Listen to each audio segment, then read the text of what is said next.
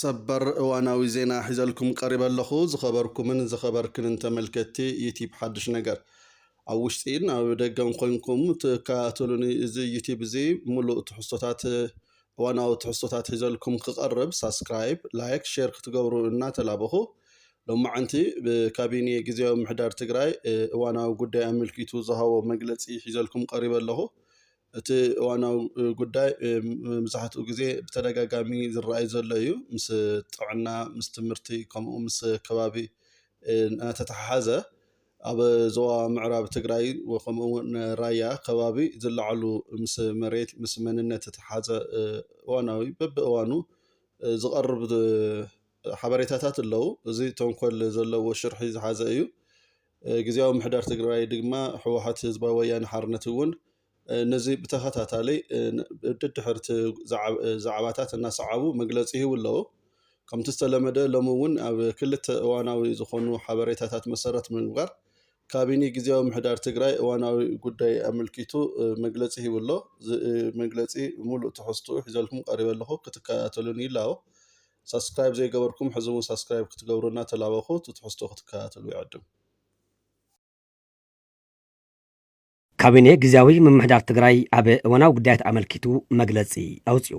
ከም ዝፍለጥ ይብል እቲ መግለፂ ከም ህዝቢ ናይ ህልውና መሪ ተጋድሎ ክነካይድ ድሕሪ ምጽናሕ ዘላቒ ተጻብኦ ደው ብናይ ምባል ውዕሊ ተኸቲሙ ኣብ ክልል ውዕሊ ኮይና ሰላማውን ፖለቲካውን ቃልሲ እናካየድና ምዃንና ኩሉ ዝርድኦ እዩ ይብል ምእንቲ ሰላም ክበሃል ሕገ መንግስታዊ ወሰን ትግራይ እንተይተረጋገፀ ኣብ ትሕቲ ወረርቲ ዘሎ ኮነ ኣብ ማዕቆቢ ማእኸላት ዘሎ ህዝብና ንምግላፁ ዘደንፂ ህይወት እናሓለፈ ከም ህዝቢ ተወሰኽቲ ዋጋ እናኸፈልና እንተኾነ ውዕሊ ፕሪቶርያ ብምሉእነት ክፍፀም ካባና ተፅቢት ዝግበር ኩሉ እናፈፀምና ንርከብ ይብል ካቢኔ ጊዜያዊ ምሕዳር ትግራይ ኣብ ዘውፅኦ እዋናዊ መግለፂ እንተኾነ ሓደ ናይ ፌደራል መንግስቲ ሚድያታት ናይ ክልል ኣምሓራ ሚድያታት ኮሙኒኬሽን ሕገ መንግስቲ እቲ ሃገርን ውዕሊ ፕሪቶርያ ብዝፀባእን ብዝጥሕስን ኣገባብ ምዕራብ ትግራይ ኣካል ግዛኣት ክልል ኣምሓራ ከም ዝኾነ ተገይሩ ተደጋገምቲ መልእኽትታት ክሓልፉ እናተገበረ ከም ዘሎ ይገልጽ ኣብ ወርሒ ሚያዝያ 2017 ዓመተ ምህረት ጥራሕ ካብ ዝተመሓላለፉ ንምጥቃስ ቤት ጽሕፈት ኮሙኒኬሽን ክልል ኣምሓራን ኮርፖሬሽን ብሮድካስቲንግ ኣምሓራን ሚያዝያ 8 2017 ዓመተ ምህረት የተከዝየ ትውልድ የተከዝየ ዘብነቱን በተግባር ማሳየት ይጠበቅበታል ኣብ ትሕቲ ዝብል ኣርእስቲ ኣብ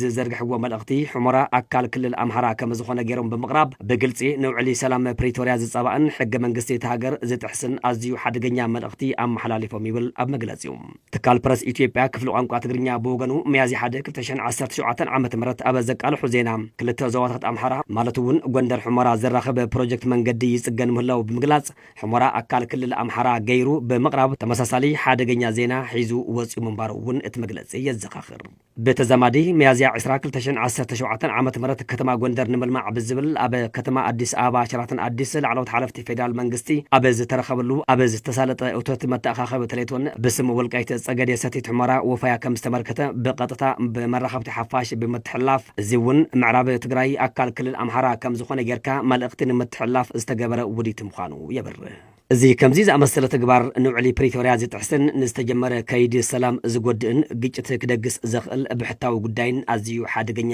ተግባርን ይብል ካቢኔ ጊዜያዊ ምምሕዳር ትግራይ ኣብ ዘውፅኦ እዋናዊ መግለፂ ካቢኔ ጊዜያዊ ምምሕዳር ትግራይ እዚ ተግባር ብጥሪ ከም ዝኾነኖን እዚ ብወገን ትካላት ሚድያን ኮሙኒኬሽን ክልል ኣምሓራ ዝግበሩ ዘለዉ ሓደገኛን ተደጋገምትን ሽርሕታት ንማሕበራዊ ስኒትን ሕውነትን ክልቲኡ ህዝብታት ዝጎድእ ብምዃኑ ካብ ዘይግቡእን ውዕሊ ፕሪቶርያ ዝፀባእን ተግባሮም ክዕቀቡን ንጽውዕ ይብል መንግስቲ ፌደራል እውን እዚ ጉዳይ ኣጻሪዩ መእረምታ ስጉምቲ ክወስድን ነባሪ ሰላም ኣብ ምስፋን ቁልፊ ተራ ዘለዎ ውዕሊ ሰላም ፕሪቶርያ ብምሉእነት ንኽፍጸም ግቡኡ ክዋጻእን ጻውዒቱ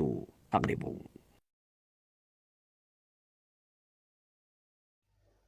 ዝኸበርኩምን ዝኸበርክንን ተኸታተልቲ ዩቲብ ሓድሽ ነገር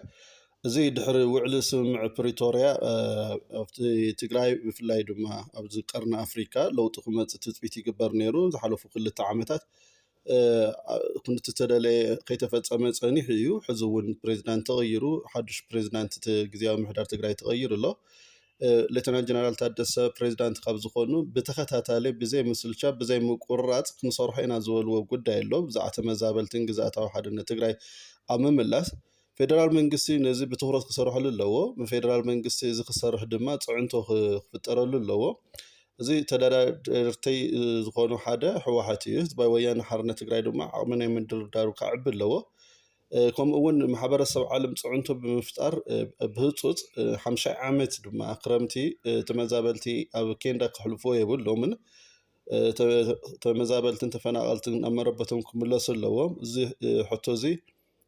ክምለስ ኣለዎ እዚ ክኸውን ህዝቢ ተደጋጋሚ ሕቶ ዘቕርብ ዘሎ ዝኸበርኩምን ዝኸበርክንን ተመልከቲ ዩቲዩብ ሓድሽ ነገር እዚ ዩቲዩብ ሳብስክራይብ ክትገብርዎ ከምኡ ላይክ ሼር ጌርኩም ካልኦት ሰባት ንኽሪእዎ ዘለኩም ርእይቶ ድማ ኣብ ኮሜንት ክትፅሕፉ ይላዎ ደጊመ ምሳይ ስለ ፀናሕኩም ኣዝየ ዘመስግን ይኹን።